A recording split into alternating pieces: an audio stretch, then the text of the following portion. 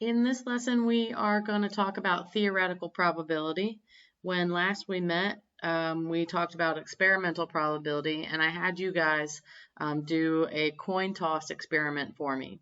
So let's start with that information, and then we'll come back to theoretical probability. So if we look at our coin toss data, we can see that if we were tossing one coin from our experiment, we would get tails 0.525% of the time, I'm sorry, 52.5% of the time, and we would get heads 47.5% of the time. We usually don't think of tossing coins like that. We usually think of it as 50-50, but in this experiment, we can see that we didn't exactly get 50-50. One person did, but others got really wildly different results. Okay? When we tossed two coins, you can see that to get two tails, both tails, we were at 22.7%. To get two heads, we were at 30.7%. And to get one head, that means one head, one tail, we're at about 50% or 46.6%.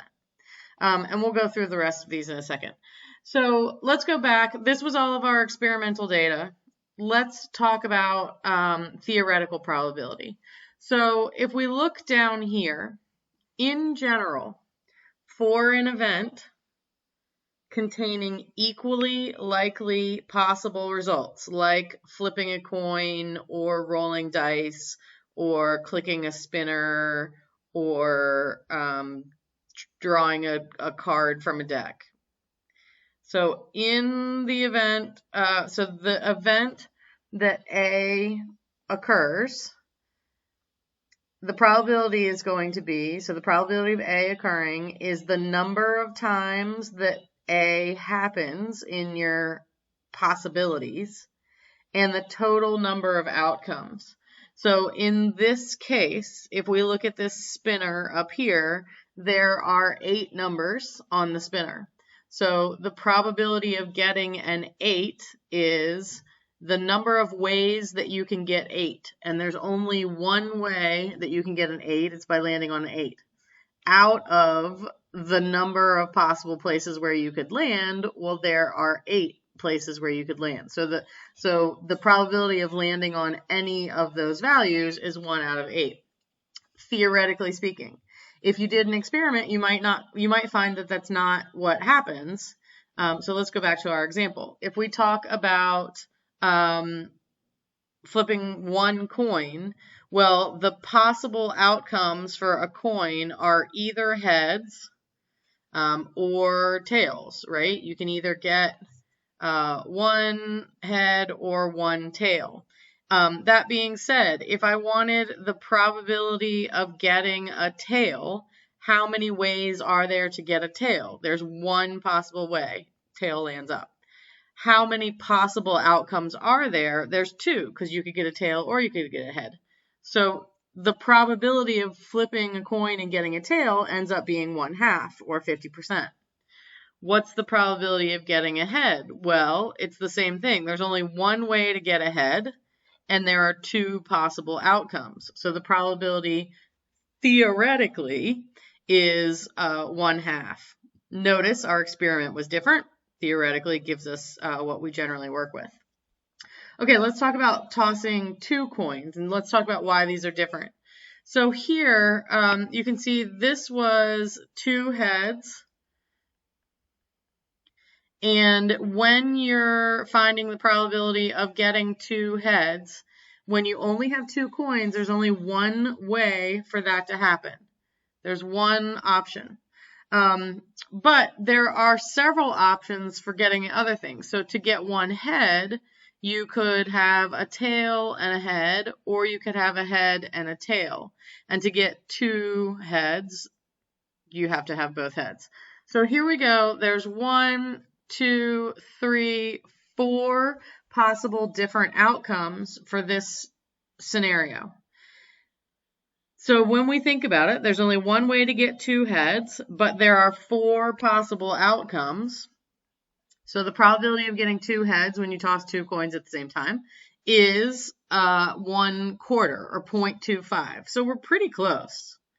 All right, go over here to 2 heads. The probability of getting 2 heads when you toss 2 coins. Well, there's only one way that can happen, but there are 4 possible outcomes. So again, it's 0.25. In the center, though, let's talk about this. If we want to get the probability of 1 head, there are 2 different ways to get that. You could get a tail and a head, or you could get a head and a tail. That's why this ends up being 2 different possible ways, but there's still 4 possible outcomes. So our result is 1/2. So it's more likely for you to get one of these combinations because there's more ways for you to get that combination. All right. As we move over here to tossing 3 coins, I'm not going to rewrite it again, but here's one possible outcome is all 3 tails. Here's an outcome where it's 2 tails, 1 head, 2 tails, 1 head, 2 tails, 1 head. Here we have 2 heads, 1 tail, etc. And then here is 3 heads. So in this scenario, we have 1, 2, 3, 4, 5, 6, 7, 8 possible outcomes. So if we want to get all tails, the only way we can get all tails, there's only one way to get that, but there are 8 possible outcomes. Okay? Let's talk about how to get 1 head. Well, if we wanted to get 1 head when we tossed 3 coins, there are 3 different ways to get that out of 8 possible outcomes. Those probabilities then repeat also for 2 heads and for 3 heads. So you can see our experimental probability is relatively close. And the more experiments you do, the closer your experimental probability gets to your theoretical probability. But the theoretical probability is based on mathematically, what are the possible outcomes and did we get the thing that we want? All right, so let's talk about some examples. So say I have a ticket is randomly selected from a basket containing 3 green, 4 yellow, and 5 blue tickets. So I have 3 green, 4 yellow, and 5 blue. I want to determine the probability of getting a green ticket. Well, using this formula here, where I know the probability of something happening is going to be the number of times that it's possible over the number of total possibilities. So the probability of a green ticket, there were 3 green tickets. And then total, how many tickets are there? Where if we add all these up, there are 12 tickets. So if we're just picking 1 ticket out of the basket, there's 3 options that we could get a green out of the 12 total options. So our probability ends up being 0.25 or 1/4.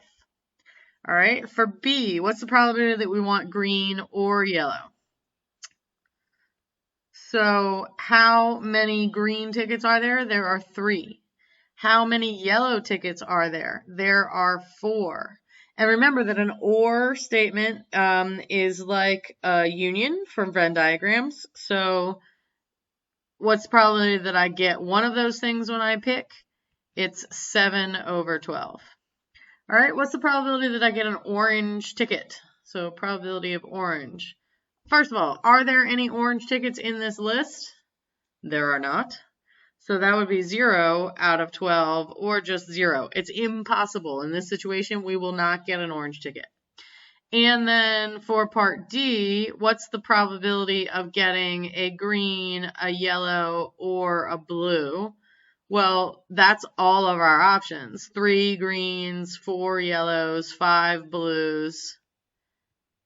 So we end up with 12 over 12 or 1. So it is 100%. There's a 100% chance, or it's 100% likely, or the probability is 1, because it's completely certain that if I pick a ticket out of that bag, or out of that basket, it's going to be green or yellow or blue. All right? Okay, so for a reminder, just probability has to be between 0 and 1. Let's talk about a die. All right, so you have a regular 6-sided die, singular. If you think about the outcomes, let's go ahead and list our universe. So in this case, our universe, we could roll a 1, a 2, a 3, a 4, a 5, or a 6. So for part A, what's the probability that we roll a 6? Well, the number of ways that you could roll a 6, there's only one way to roll a 6. It's by rolling a 6. Out of how many possible numbers could you roll? You could roll 6 of them, so your probability is 1/6. What is the probability of not getting a 6? Well, we know that that little symbol means complement. So if we're not getting a 6, that means we could roll a 2, a 3, a 4, a 5, or a 6. So there's 5 different options that are not 6 out of 6. All right, what's the probability of getting a 1 or 2?